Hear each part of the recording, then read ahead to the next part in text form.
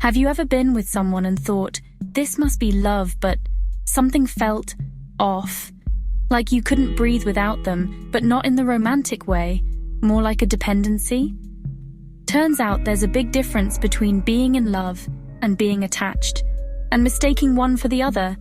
That's how people stay stuck in the wrong relationship for years. You meet someone, you click fast, the chemistry is electric, you're texting constantly, staying up late, imagining your future. But if they take too long to reply, your stomach flips.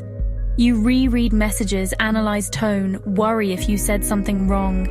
You think it's butterflies. It's actually your fight or flight system lighting up.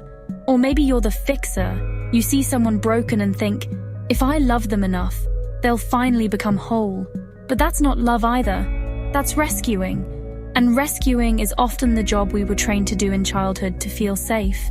A therapist once said, real love feels safe. Attachment feels like panic. So let's unpack the psychology behind this. Because once you understand the difference, you can finally stop chasing what hurts and start building what heals. What's the actual difference between love and attachment? Psychologists like Philip Shaver and Cindy Hazan discovered that romantic love lights up the same part of the brain we use for childhood bonding. So in a way, your brain doesn't separate adult love from the attachment you formed as a baby.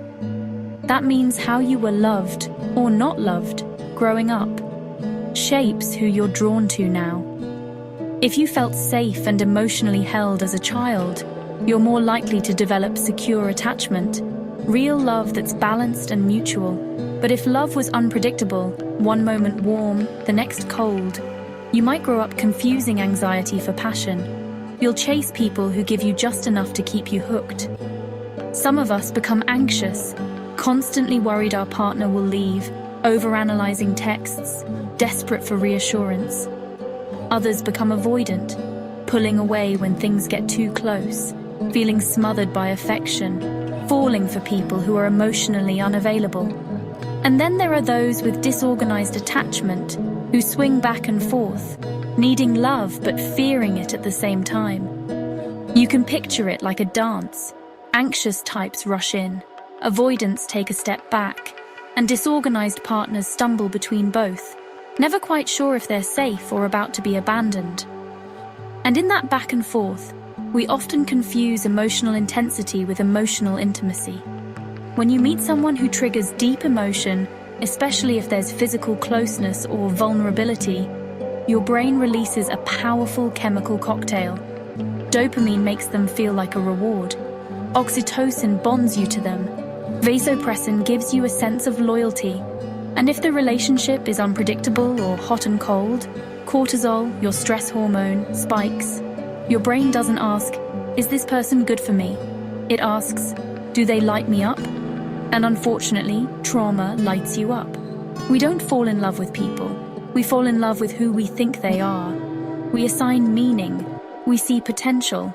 That fantasy becomes the drug. And the drug feels like love. If you've been emotionally starved, even breadcrumbs feel like a banquet. This is why people stay stuck in unhealthy relationships. Not because they're broken, but because the relationship gives them just enough of a high to keep hoping for more.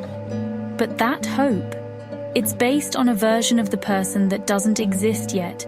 It's based on intensity, not safety. And that's the real difference between being in love and being attached. And here's what secure attachment actually looks like. People with secure attachment don't avoid closeness, and they don't panic when it happens either.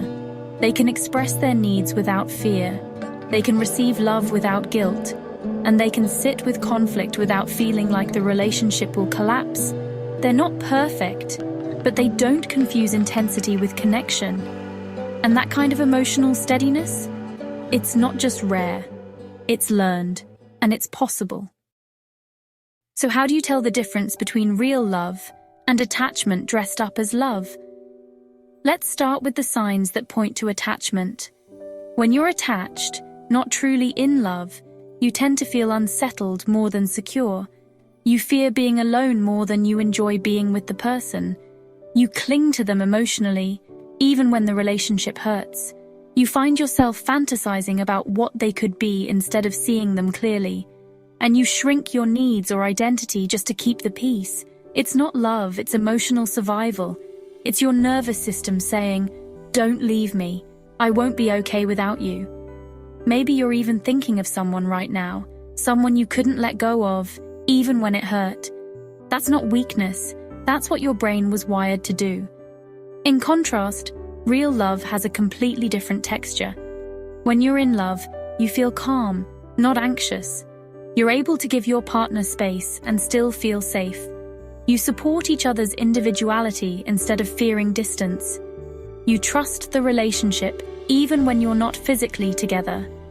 You don't perform to earn love. You show up as your full self. Peace doesn't mean it's boring. It means your body isn't constantly bracing for rejection. Love feels like breathing deeply. Attachment feels like holding your breath. If you're still unsure where you fall, try asking yourself these questions. Do I feel empowered in this relationship or dependent? Am I in love with them or addicted to the way they make me feel? If they walked away, would I fall apart? Or would I grieve and still know who I am? Try journaling this. Love feels like. Attachment feels like. Let your intuition answer that before your logic tries to edit it. If you're realizing now that you've confused love with attachment, you're not alone. Most of us weren't taught the difference, but now you know. And that's where real change starts. If you love unpacking these deeper psychological truths, like this video, subscribe to PsycKeys and hit the bell so you never miss a moment that might unlock something inside you. So what happens when you stop chasing attachment and start choosing love? You stop falling for people who mirror your pain. You stop chasing validation from partners who never give it freely. You stop believing you have to earn your place in someone's life. Instead, you start choosing people who feel like safety. You start recognizing peace as passion. You learn to trust love that doesn't require performance or panic. And that's when something beautiful happens. You start healing. Because here's the truth no one tells you.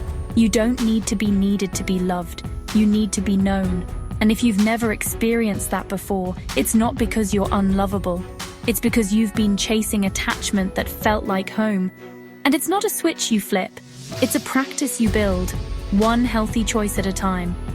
So the next time you feel that pull towards someone, pause and ask, do I feel like I'm expanding with them or shrinking to survive? Do I feel seen or just afraid to be alone? Because those questions, they'll tell you everything you need to know. If this video hit something deep, go watch our next one, The Loyalty Trap, Why Smart People Stay in Toxic Relationships. It breaks down the cycle of staying stuck in love that hurts and how to finally step out of it.